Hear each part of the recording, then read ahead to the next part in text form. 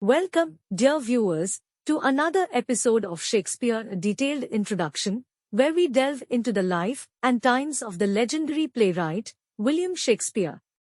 In this video, we're exploring the fascinating timeline of Shakespeare's personal life. Born on the 23rd of April in 1564 in the charming town of Stratford-upon-Avon, William Shakespeare was the son of Mary and John Shakespeare.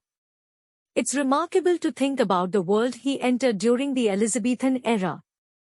Just 3 days after his birth, young William was baptized on the 26th of April, marking the beginning of a life destined for greatness. Little did anyone know that this infant would go on to become one of the most celebrated playwrights in history. Fast forward to November 1582. At the age of 18, Shakespeare tied the knot with Anne Hathaway, a woman 8 years his senior from the nearby village of Shortay. Love blossomed quickly for the newlyweds, as only 6 months later, Shakespeare and Anne welcomed their first daughter, Susanna, into the world in May 1583. The family expanded in February 1585 with the birth of twins, Hamlet and Judith. Tragically, young Hamlet's life was cut short, and he departed this world at the tender age of 11. It's a poignant reminder that even the greatest minds are not immune to the sorrows of life. As we fast forward to the final act of Shakespeare's life, he departed on the same date he entered this world, 23rd April 1616. A life that spanned 52 years, yet left an indelible mark on the world of literature. In 1592, the echoes of the London stage carried a peculiar warning from none other than Robert Greene, a notable university wit. His words, a mixture of envy and disdain, were aimed at a rising star in the theatrical sky, William Shakespeare. Greene's words were a literary gauntlet thrown at the so-called upstart crow, a term dripping with contempt.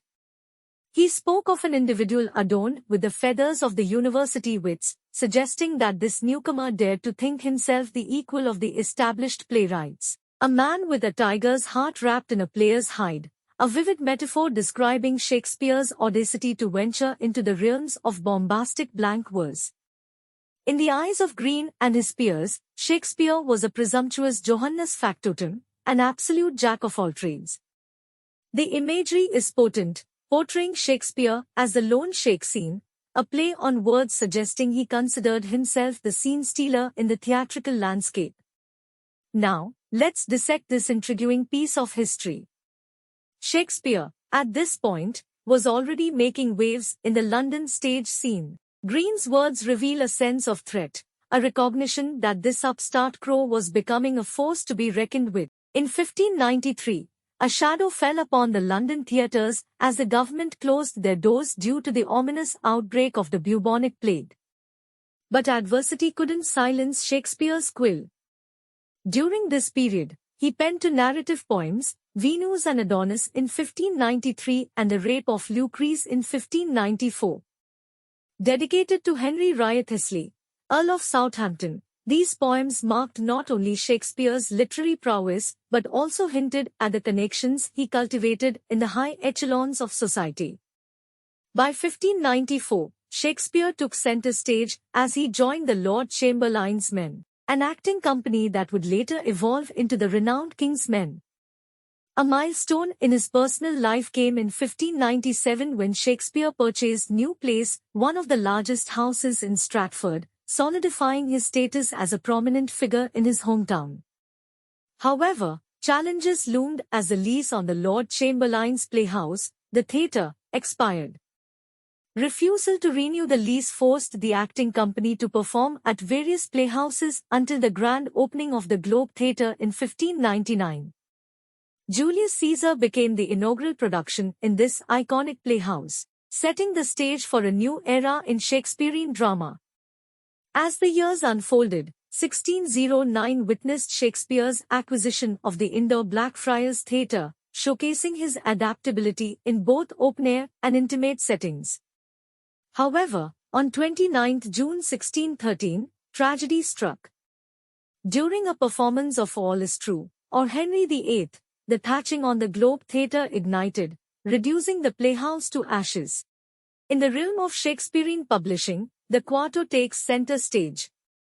A small and affordable book, the quarto was the paperback of its time, perfect for plays meant to be enjoyed during moments of leisure.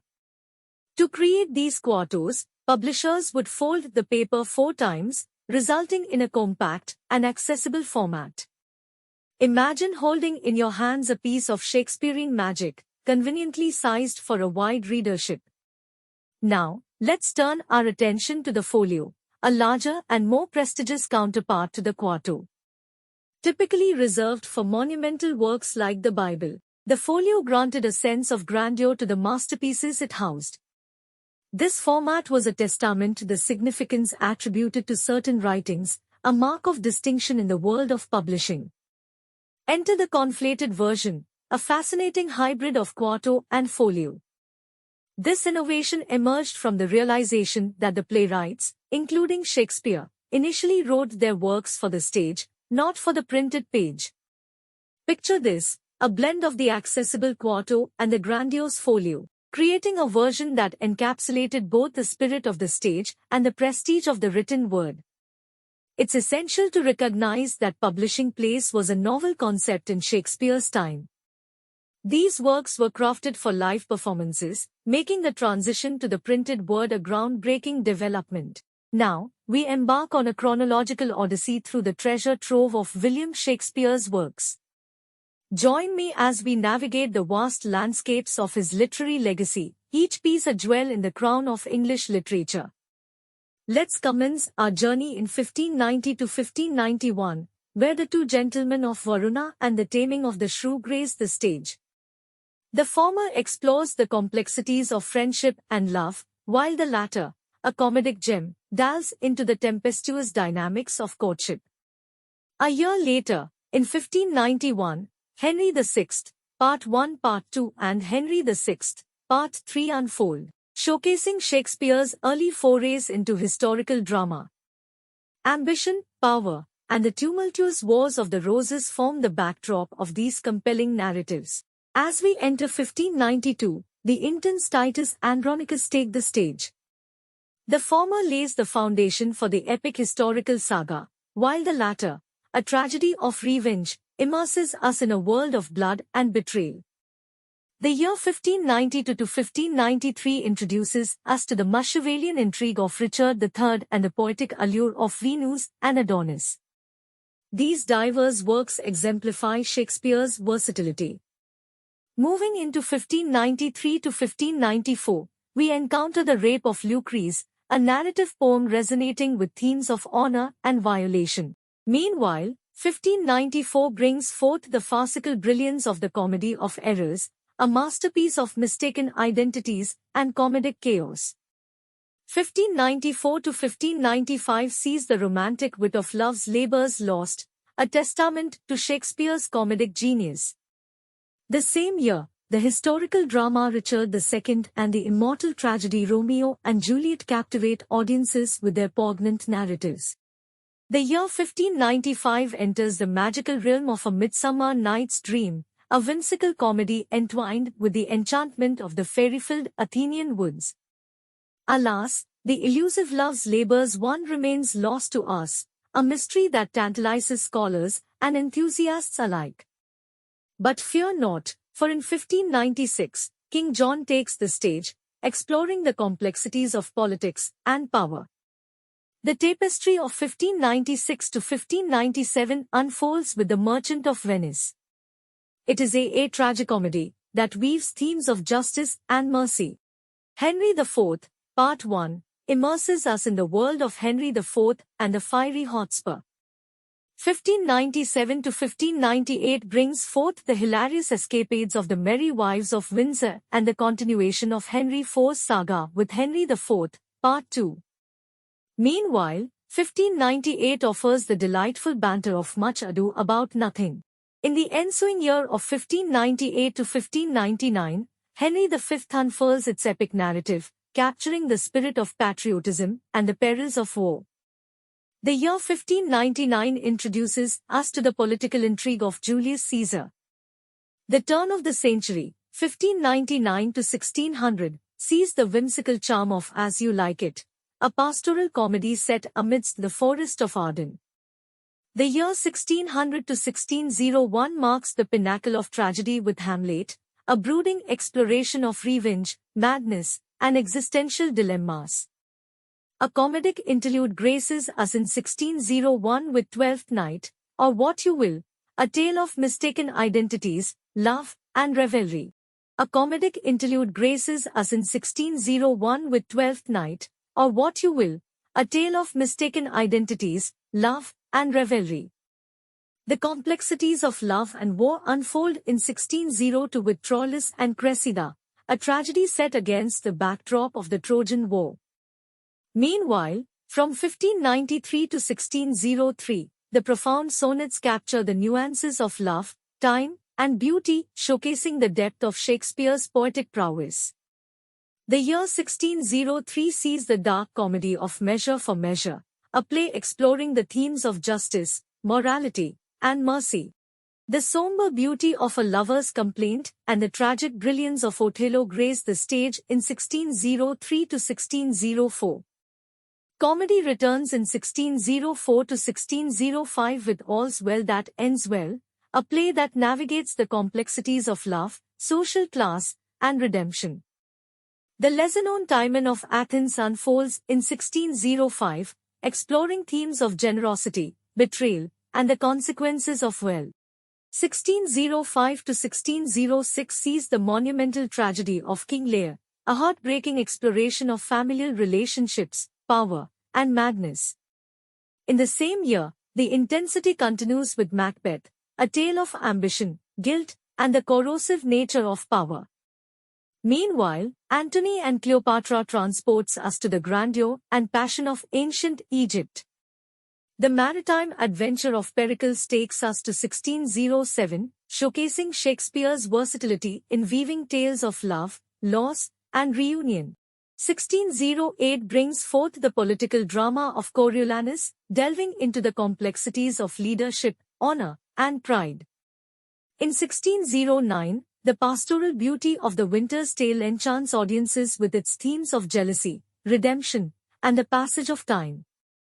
The romantic tapestry continues in 1610 with Cymbeline, a play that intertwines themes of love, deceit, and reconciliation.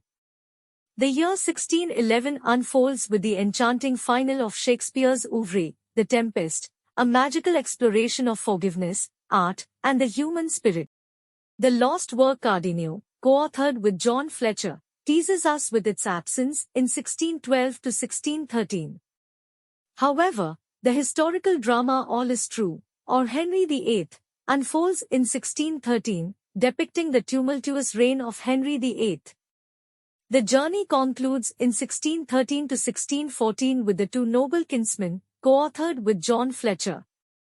This tragicomedy explores themes of love, rivalry, and the inexorable hand of fate. There you have it, a kaleidoscopic overview of William Shakespeare's masterpieces. As we draw the curtain on this immersive journey through the life and works of William Shakespeare, I hope this detailed introduction has ignited a newfound appreciation for Bard's timeless contributions to literature and the stage. From the early comedies to the profound tragedies, each play serves as a mirror reflecting the complexities of the human experience. Shakespeare's words, crafted centuries ago, continue to resonate with us, transcending time and cultural boundaries. The chronicles of his life, the Globe Theatre, the Quarto and Folio publications, all threads woven into the rich tapestry of his legacy. It's a legacy that extends beyond the ink and parchment, beyond the wooden stages of yesteryear, into the very fabric of our understanding of love, power, betrayal, and the human spirit. As we stand at the crossroads of past and present, let us not only celebrate the literary genius of Shakespeare but also recognize the enduring relevance of his themes in our contemporary world. Whether you're a seasoned scholar, a casual reader, or someone just dipping their toes into the world of the bard, there's always more to discover. Shakespeare's works are like a vast landscape, revealing new nuances with each exploration. Thank you for joining me on this odyssey through the pages of history, the plays, the sonnets, and the profound legacy of William Shakespeare. Until next time, may you find inspiration in the words that have echoed through centuries, connecting us to the universal truths of the human experience.